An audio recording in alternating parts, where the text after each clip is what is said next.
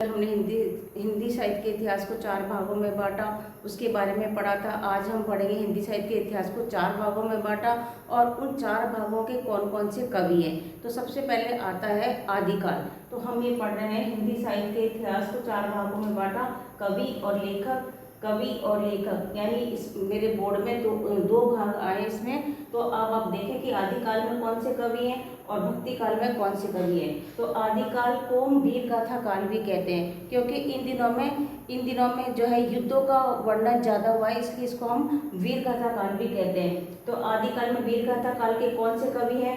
ये हैं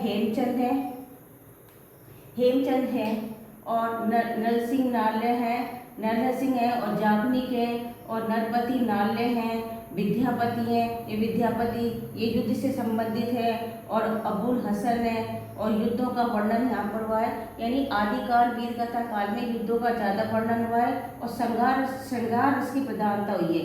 श्रृंगार रस माने संयोग रस और वियोग रस। श्रृंगार रस के दो भाग होते हैं, इसको संयोग रस और वियोग रस भी कहते हैं। तो यहाँ पर संयोग रस और वियोग रस दोनों का ही प्रधानता हुई है। कौन से काल में? आदिकाल में। वीर गाथा काल में श्रृंगार रस की प्रधानता हुई है और इसके लेखक हैं हेमचंद, नरसिंह, जागनिक, नरपति नाल्य, विद्यापति, अबुल हसन। युद्धों का विशेष वर्णन, श्रृंगार रस की प्रधानता।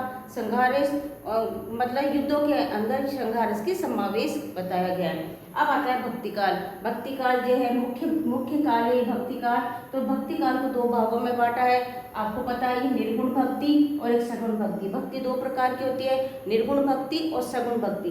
निर्गुण भक्ति में हम किसी भी चीज़ को माध्यम नहीं बनाते हैं, सीधे हम परमात्मा की बात करते हैं। और सगुण भक्ति के अंदर हम मूर्ति पूजा को विशेष महत्व देते हैं और हम किसी मूर्ति को माध्यम बना करके हम भगवान की बात करते हैं। तो निर्गुण भक्ति में कौन कौन से कवि आते हैं? निर्गुण भक्ति में कबीरदास जी आते हैं और सूफी कवि आते हैं और नामदेव जी आते हैं, रैदास जी आते हैं, गुरु नानक आते हैं, देव आते हैं और दादू दयाल आते हैं। तो ये निर्गुण भक्ति है। इनमें इन कवियों की विशेषता है कि इन्होंने आत्मा को परमात्मा से सीधे जुड़ा हुआ बताया है कि परमात्मा एक है। अब आता है सगुण भक्ति। सगुण भक्ति में तुलसीदास जी प्रसिद्ध कवि हैं, जिन्होंने राम की भक्ति करी है। रामानंद जी हैं, इन्होंने भी राम की भक्ति करी है। मीरा है, जिन्होंने कृष्ण जी की भक्ति करी है। और ये रसखान कवि हैं, जो आप जानते हैं कि मुसलमान होते हुए भगवान श्री कृष्ण के अनन्य भक्त थे। और रहीम दास जी हैं, इनके दोहे बहुत ज़्यादा प्रचलित हैं। और बल्लभाचार्य जी हैं, जो कि ये सूरदास जी के जो वो हैं सूरदास जी के गुरु हैं। ये सूरदास जी हैं और ये परमानंद। ये सूरदास जी ने कृष्ण भक्ति करी है, परमानंद दास जी हैं, कृष्णदास जी हैं, गोविंद दास जी, इन्होंने सबने मिलकर के कृष्ण भक्ति की उपासना की है। इस तरह से हमने हिंदी साहित्य को अभी तो इस चार्ट में 2 भागों में बांटा है। पहला है आदिकाल और दूसरा है भक्ति काल। भक्ति काल को 2 भागों में बांटा है, निर्गुण भक्ति और सगुण भक्ति। ऐसे श्रृंगार भी 2 भागों में बटा होता है, संयोग श्रृंगार और वियोग श्रृंगार।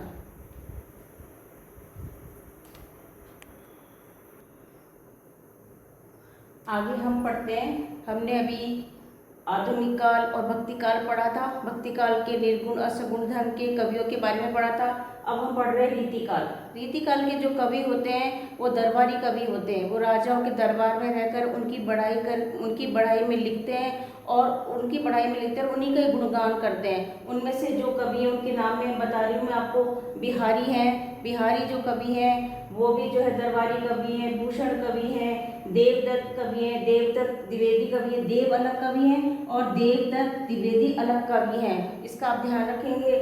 और कवि गंग हैं और कवि भिखारी दास हैं, गिरधर कवि राय, इनके दोहे होते हैं। जो दरबारी कवि हैं इनके दोहे होते हैं, गिरधर कवि राय।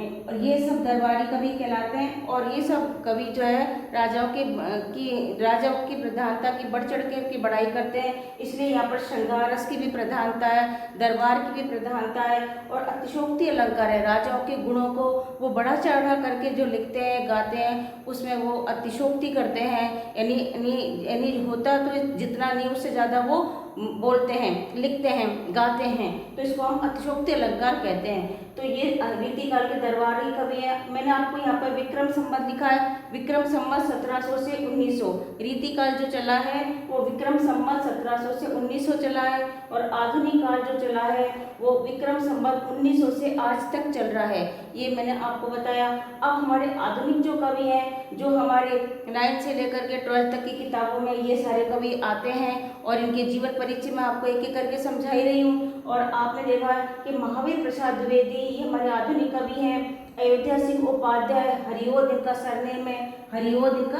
सरनेम है, अयोध्या सिंह उपाध्याय, हरिओद इनका सरनेम है। मैथिली शरण गुप्त हैं, ये हमारे राष्ट्रीय कवि हैं, मैथिली शरण गुप्त हैं। राम नरेश त्रिपाठी हैं, और माखनलाल चतुर्वेदी हैं। इनकी कविताएं 9th क्लास की किताब के अंदर है। और सूर्यकांत त्रिपाठी निराला का मैंने जीवन परिचय आपको भी पूरा समझाया है। और जयशंकर प्रसाद का भी जीवन परिचय आपको मैंने अभी मेरे वीडियो में समझाया है, और महादेवी वर्मा का समझाया है, सुमित्रा नंदन पंत का समझाया है। तो ये जो हमारे जो ये 4 कवि हैं, इनको मैंने आपको छायावादी कवि बताया था कि हमारे ये छायावादी कवि हैं। सूर्यकांत त्रिपाठी, निराला, प्रसाद, वर्मा और पंत, और डॉक्टर हरिवंश राय बच्चन, जिनके बारे में आप जानते हैं कि ये भी हमारे आधुनिक काल के कवि हैं। तो मैंने आपको आज जो इस वीडियो में समझाया वो ये है कि हमारे हिंदी साहित्य को 4 भागों में बांटा गया। पहला है आधुनिक काल, दूसरा है भक्ति काल, तीसरा है रीतिकाल, और चौथा है आधुनिक काल। इस तरह से मैंने आपको ये हमारे इस वीडियो के अंदर हिंदी साहित्य के इतिहास को 4 भागों में समझाया। सबसे पहला है आदिकाल, दूसरा है भक्ति काल, तीसरा है रीतिकाल, और चौथा है आधुनिक काल। हिंदी साहित्य के इतिहास को जो 4 भागों में बांटा था, 2 भाग तो मैं आपको पढ़ा चुकी हूँ। तीसरा भाग इसका रीतिकाल है। इसका जो मैंने टाइम पीरियड लिखा है वो विक्रम संवत से लिखा है, और जो मैंने पहले टाइम पीरियड लिखा था वो मैंने ईस्वी से लिखा था। और विक्रम संवत और ईस्वी में क्या अंतर है ये मैं आपको अपने एक वीडियो में समझा चुकी हूँ, आप उस वीडियो को वापस से देखना। अभी मैं आपको बता रही हूँ विक्रम संवत 1700 से लेकर के 1900 तक रीतिकाल है। 1700 से लेकर 1900 तक रीतिकाल है। यहाँ पर रीतिकाल के कवियों के और लेखक के नाम है, जैसे कि बिहारी कवि हैं, भूषण कवि हैं, देव कवि हैं, और देवदत्त द्विवेदी कवि हैं। ये अलग है। कवि गंग हैं, भिखारी दास जी हैं, और गिरधर कवि हैं। इनके दोहे बात आते हैं हंसी मजाक के। गिरधर कवि राय, इन्होंने व्यंग कसा है। और इसके बाद ये सब हमारे दरबारी कवि हैं, राजा के दरबार में रह करके उनके श्रृंगार का, उनके ऊपर कविताएं लिखना और बढ़ा चढ़ा करके बातें लिखना, जिससे राजा प्रसन्न रहे। ये ऐसे कवि इन्होंने जो है राजाओं की बात को बढ़ा चढ़ा करके लिखा है। और यहाँ पर जो है ये श्रृंगार, इसमें भी रीतिकाल में भी श्रृंगार इसकी प्रधानता है, और जो है अतिशोक्ति अलंकार की प्रधानता है, क्योंकि राजाओं के गुणगान जो बढ़ा चढ़ा करके गाते हैं उसको हम अतिशोक्ति अलंकार कहते हैं, अति से ज्यादा बात को बताना। अब आता है आधुनिक काल। आधुनिक काल का विक्रम संवत है 1900 से लेकर के और आज तक आधुनिक काल चल रहा है। और ये हमारे आधुनिक काल के जो कवि हैं वो 8वीं क्लास से लेकर के और जो है 12वीं तक की कक्षाओं के अंदर इन कवियों का जीवन परिचय आता है, इन कवियों की कविताएं आती हैं, इन कवियों के लेख आते हैं, जिनको कि मैं आपको बता रही हूँ। महावीर प्रसाद द्विवेदी के पाठ आते हैं, और अयोध्या सिंह उपाध्याय हरिओद, इनका जो सरनेम है उपनाम है, जो इनका उपनाम है जो हरिओद है। मैथिली शरण गुप्त है, राम नरेश त्रिपाठी हैं, ये हमारे राष्ट्रीय कवि हैं। मैथिली शरण गुप्त जो है हमारे राष्ट्रीय कवि हैं। और माखनलाल चतुर्वेदी हैं, इनकी कविता है फूल वाली वो जो कविता है।